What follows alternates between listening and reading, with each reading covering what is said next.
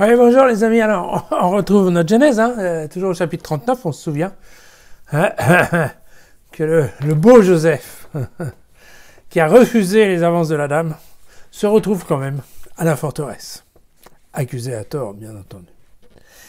Tandis qu'il était là en forteresse, le Seigneur fut avec lui.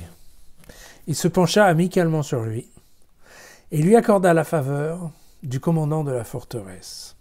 Ce commandant remit aux mains de Joseph tous les prisonniers de la forteresse. Tout ce qu'on y faisait, c'était lui qui le faisait faire. Le commandant de la forteresse ne regardait rien de ce qui était confié à Joseph, car le Seigneur était avec lui. Ce qu'il entreprenait, le Seigneur le faisait réussir. Voyez que, en effet, voilà ce qui s'était passé avec Potiphar se répète avec le commandant de la forteresse. C'est-à-dire qu'effectivement, tout réussit à Joseph. Et tout réussit à Joseph depuis longtemps. Et tout réussit à Joseph parce que Dieu est avec lui. Et bien sûr, évidemment, il y a ce côté-là des songes remplis de vanité, bien entendu. Mais, à la fin, ce qu'on voit bien, c'est que même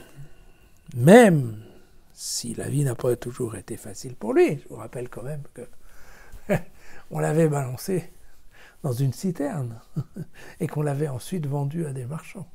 Et même comme ça, en fait, Dieu ne l'a jamais abandonné, bien évidemment. C'est le message du jour. Même dans l'adversité, Dieu reste avec ceux qui l'aiment ou qui l'aiment un peu plus loin, voyez. Mais donc, voilà. C'est le message de ces 3 petits versets de Joseph qui va bien s'en sortir, même étant derrière les barreaux. À demain.